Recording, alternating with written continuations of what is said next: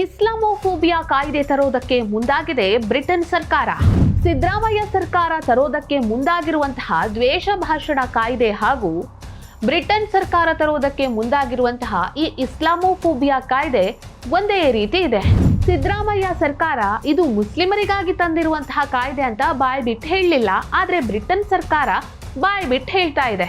Christian ದೇಶದಲ್ಲಿ ಈ ಕಾಯ್ದೆ ತರೋದಕ್ಕೆ ಅಲ್ಲಿನ ಸರ್ಕಾರ ಮುಂದಾಗಿದೆ ಅಂದ್ರೆ ಅಲ್ಲಿರುವಂತಹ ಮುಸ್ಲಿಂ ಲಾಬಿ ಎಷ್ಟಿರಬಹುದು. ಈ ಕಾಯ್ದೆ ವಿರುದ್ಧ ಬ್ರಿಟನ್ನ ಹಿಂದೂಗಳು ಮತ್ತು ಸಿಖ್ಖರು ಸಿಡಿದೆದ್ದಿದ್ದಾರೆ. ನಮಸ್ಕಾರ. ಕರ್ನಾಟಕದಲ್ಲಿ ಸಿದ್ದರಾಮಯ್ಯ ಸರ್ಕಾರ ತರೋದಕ್ಕೆ ಮುಂದಾಗಿರುವಂತಹ ದ್ವೇಷ ಭಾಷಣ ಕಾಯ್ದೆ ಏನಿದೆ, ಅದೇ ರೀತಿಯ ಒಂದು ಕಾಯ್ದೆಯನ್ನ ಬ್ರಿಟನ್ನಲ್ಲಿ ತರೋದಕ್ಕೆ ಬ್ರಿಟನ್ನ ಲೇಬರ್ ಪಾರ್ಟಿ ಮುಂದಾಗಿದೆ. ಇದನ್ನ ನೋಡ್ತಾ ಇದ್ರೆ ಸಿದ್ದರಾಮಯ್ಯ ಸರ್ಕಾರದ ಆಲೋಚನೆ ಮತ್ತು ಬ್ರಿಟನ್ನ ಲೇಬರ್ ಪಾರ್ಟಿಯ ಆಲೋಚನೆ ಒಂದೇ ರೀತಿ ಇದೆ ಅಂತ ಅನ್ನಿಸ್ತಾ ಇದೆ. ಇಲ್ಲಿ ಸಿದ್ದರಾಮಯ್ಯ ಸರ್ಕಾರ ತಾವು ತರೋದಕ್ಕೆ ಹೊರಟಿರುವಂತಹ ದ್ವೇಷ ಭಾಷಣ ಕಾಯ್ದೆ ಏನಿದೆ, ಅದು ಮುಸ್ಲಿಮರ ವಿರುದ್ಧ ಯಾರಾದರೂ ಮಾತನಾಡಿದ್ರೆ ಅವರನ್ನ ಮಟ್ಟ ಹಾಕ್ತೀವಿ, ಅದಕ್ಕೋಸ್ಕರನೇ ತರ್ತಾ ಇರುವಂತಹ ಕಾಯ್ದೆ ಅಂತ ಇಲ್ಲಿ ಬಾಯಿ ಬಿಟ್ಟೇನು ಹೇಳ್ತಾ ಇಲ್ಲ. ಆದ್ರೆ ಬ್ರಿಟನ್ ಸರ್ಕಾರ ಇದನ್ನ ಬಾಯಿ ಬಿಟ್ಟು ಹೇಳಿದೆ. ಬ್ರಿಟನ್ ಸರ್ಕಾರ ಈಗ ತರೋದಕ್ಕೆ ಮುಂದಾಗಿರುವಂತಹ ಈ ಕಾಯ್ದೆಯ ಹೆಸರು ಇಸ್ಲಾಮೋಫೋಬಿಯಾ ಅಂತ, ಅಂದ್ರೆ ಮುಸ್ಲಿಮರ ಬಗ್ಗೆ ಭಯ ಅಂತ. ಸೊ ಮುಸ್ಲಿಮರ ವಿರುದ್ಧ ಯಾರು ಏನು ಮಾತಾಡಬಾರ್ದು, ಮುಸ್ಲಿಮರು ಯಾವುದೇ ತರ ತಪ್ಪು ಮಾಡಿದ್ರು ಅದರ ವಿರುದ್ಧ ಧ್ವನಿ ಎತ್ತಬಾರ್ದು, ಒಂದು ವೇಳೆ ಮಾತನಾಡಿದ್ರೆ ಅವರಿಗೆ ಶಿಕ್ಷೆ ಆಗುತ್ತೆ ಅನ್ನೋ ಥರದ ಒಂದು ರೀತಿಯ ರಿಲಿಜಿಯಸ್ ಇಮ್ಯುನಿಟಿಯನ್ನ ಬ್ರಿಟನ್ ಸರ್ಕಾರ ಇಸ್ಲಾಂಗೆ ಕೊಡೋದಕ್ಕೆ ಈಗ ಮುಂದಾಗಿದೆ.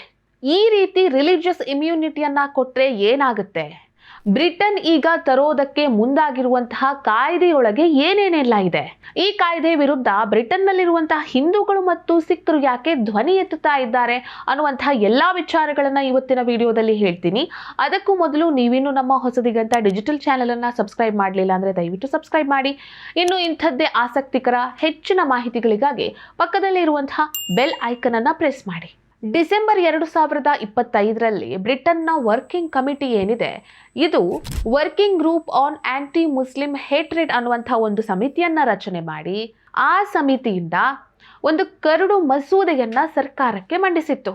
ಆ ಒಂದು ಮಸೂದೆಯಲ್ಲಿ ಏನಿತ್ತು ಅಂತ ಕೇಳಿದ್ರೆ, ಮುಸ್ಲಿಮರ ವಿರುದ್ಧ ಅಥವಾ ಮುಸ್ಲಿಮರ ರೀತಿ ಯಾರು ಕಾಣ್ತಾರೆ ಅವರ ವಿರುದ್ಧ ದ್ವೇಷ ಭಾಷಣವನ್ನ ಮಾಡಿದ್ರೆ, ಅವರಿಗೆ ಕಿರುಕುಳವನ್ನ ನೀಡಿದ್ರೆ, ಸಾರ್ವಜನಿಕವಾಗಿ ಅವರ ವಿರುದ್ಧವಾಗಿ ಮಾತನಾಡಿದ್ರೆ ಅದನ್ನ ಇಸ್ಲಾಮೋಫೋಬಿಯಾ ಅಂತ ಕರೆಯಲಾಗುತ್ತೆ ಅಂತಿತ್ತು.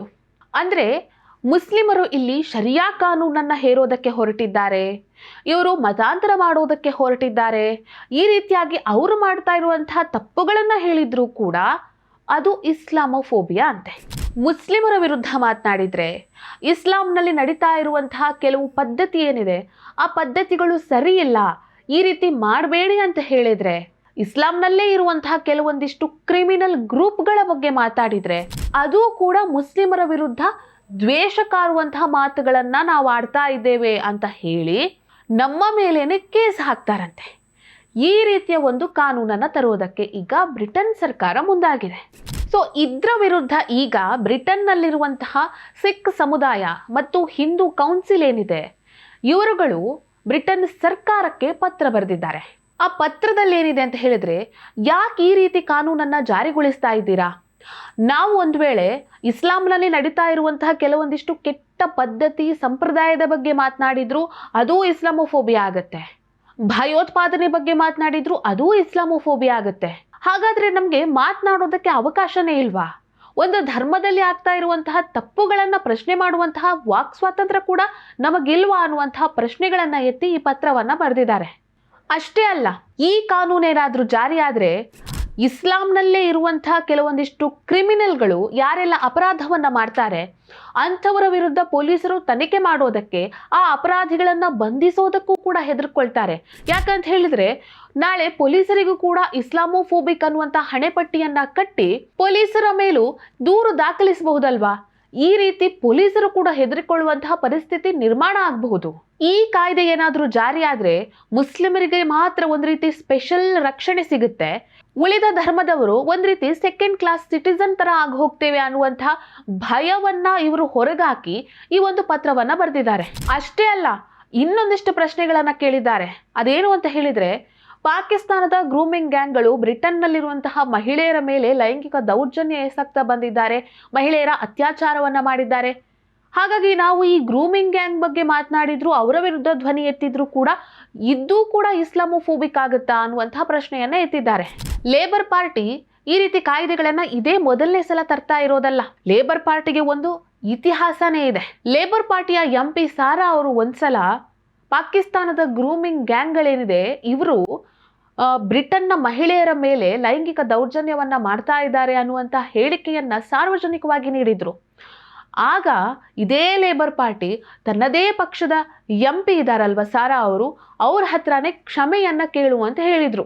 ಅಂದ್ರೆ ಎಷ್ಟರ ಮಟ್ಟಿಗೆ ಇವರು ಮುಸ್ಲಿಮರ ಓಲೈಕೆ ಮಾಡ್ತಾ ಇದ್ದಾರೆ ಅನ್ನುವಂಥದ್ದು ಇದರಿಂದಾನೇ ಅರ್ಥ ಆಗುತ್ತೆ.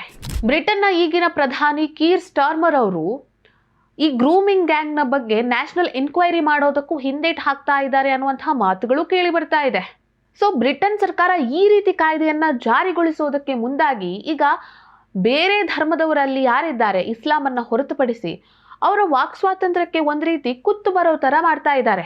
ಇಲ್ಲೊಂದು ತಮಾಷೆ ವಿಷಯ ಏನಪ್ಪಾ ಅಂತ ಹೇಳಿದ್ರೆ, ಇಡೀ ಜಗತ್ತನ್ನ ಕಾಡ್ತಾ ಇರೋದು ಇಸ್ಲಾಂ ಭಯೋತ್ಪಾದನೆ ಅನ್ನುವಂಥದ್ದು ಎಲ್ರಿಗೂ ಗೊತ್ತೇ ಇದೆ. ಭಯೋತ್ಪಾದಕರೆಲ್ಲರೂ ಮುಸ್ಲಿಮರಲ್ಲ, ಆದರೆ ಭಯೋತ್ಪಾದನೆಯಲ್ಲಿ ಆಲ್ಮೋಸ್ಟ್ ಇರೋದೇ ಮುಸ್ಲಿಮರು ಅನ್ನುವಂತಹ ಸತ್ಯ ಕೂಡ ಇಡೀ ಜಗತ್ತಿಗೆ ಗೊತ್ತಿದೆ. ಇದರ ಬಗ್ಗೆ ಏನು ಹೇಳಬೇಕಾಗಿಲ್ಲ. ಮೊನ್ನೆ ಅಷ್ಟೇ ಬ್ರಿಟನ್ನಲ್ಲಿ ಕ್ರಿಸ್ಮಸ್ ಸಂದರ್ಭದಲ್ಲಿ ಏನೆಲ್ಲ ಅವಾಂತರಗಳಾಯಿತು ಅನ್ನೋದು ಕೂಡ ಎಲ್ರಿಗೂ ಗೊತ್ತಿದೆ. ಇಷ್ಟೆಲ್ಲ ಇದ್ರೂ ಕೂಡ, ಬ್ರಿಟನ್ನಲ್ಲಿ ಇಷ್ಟೆಲ್ಲ ನಡೀತಾ ಇದ್ರೂ ಕೂಡ ಬ್ರಿಟನ್ ಸರ್ಕಾರ ಈಗ ಇಂಥದ್ದೊಂದು ಕಾಯ್ದೆಯನ್ನು ಜಾರಿಗೊಳಿಸೋದಕ್ಕೆ ಮುಂದಾಗಿದೆ ಅಂತ ಹೇಳಿದರೆ ಅಲ್ಲಿ ಇಸ್ಲಾಮಿಕ್ ಲಾಬಿ ಅನ್ನುವಂಥದ್ದು ಎಷ್ಟರ ಮಟ್ಟಿಗೆ ಇದೆ ಅನ್ನುವಂಥದ್ದನ್ನು ಅರ್ಥ ಮಾಡ್ಕೊಳ್ಬೇಕಾಗಿದೆ. ಮೊನ್ನೆ ಅಷ್ಟೇ ಅಲ್ಲೊಂದು ಘಟನೆ ನಡೀತು. ಏನಂತ ಹೇಳಿದರೆ, ಒಬ್ಬರು ಮಹಿಳೆ ತನ್ನ ನಾಯಿಯನ್ನು ಕರ್ಕೊಂಡು ಮಸೀದಿಯ ಮುಂದೆ ವಾಕಿಂಗ್ ಹೋಗ್ತಾ ಇದ್ರು. ಆಗ ಅಲ್ಲಿದ್ದವರೆಲ್ಲ ಗಲಾಟೆ ಮಾಡಿದ್ರು, ಆ ಮಹಿಳೆಯರ ವಿರುದ್ಧ ಕೂಗಾಡೋದಕ್ಕೆ ಪ್ರಾರಂಭ ಮಾಡಿದ್ರು. ನಾಯಿಯ ಜೊಲ್ಲು ಅದು ಇಸ್ಲಾಂಗೆ ವಿರುದ್ಧ ಅನ್ನುವಂಥ ಮಾತುಗಳನ್ನ ಹೇಳಿ ಆಕೆಯ ವಿರುದ್ಧ ಅವರು ಅಲ್ಲೇ ಕೂಗಾಡೋದಕ್ಕೆ ಶುರು ಮಾಡಿದ್ರು. ಆ ಮಹಿಳೆಯನ್ನ ಅಲ್ಲಿಂದ ಓಡಿಸಿ ಬಿಟ್ರು. ಇದು ಈಗ ಬ್ರಿಟನ್ನಲ್ಲಿ ನಡೀತಾ ಇರುವಂತಹ ಘಟನೆಗಳು. ನಿನ್ನೆಯಷ್ಟೇ ನಾನು ಇಡೀ ಜಗತ್ತಿನಲ್ಲಿ ಇಸ್ಲಾಮೀಕರಣಗೊಂಡ ದೇಶಗಳ ಪರಿಸ್ಥಿತಿ ಯಾವ ರೀತಿ ಇದೆ, ಅಲ್ಲಿನ ಸ್ಥಳೀಯ ನಾಗರಿಕತೆ ಯಾವ ರೀತಿ ನಶಿಸಿ ಹೋಗ್ತಾ ಇದೆ ಅನ್ನೋದ್ರ ಬಗ್ಗೆ ಮಾತನಾಡಿದ್ದೆ. ಸೊ ಈಗ ಬ್ರಿಟನ್ನಲ್ಲಿ ಈ ರೀತಿ ಆಗ್ತಾ ಇದೆ. ಈಗ ಇದನ್ನೆಲ್ಲ ನೋಡ್ತಾ ಇದ್ರೆ ಬಹುತೇಕ ಇಡೀ ಜಗತ್ತೇ ಇಸ್ಲಾಮೀಕರಣಗೊಳ್ಳೋದಕ್ಕೆ ಹೋಗ್ತಾ ಇದೆಯೇನೋ ಅಂತ ಅನ್ಸುತ್ತೆ. ಇದು ಈಗಿನ ಬ್ರಿಟನ್ನ ಪರಿಸ್ಥಿತಿ.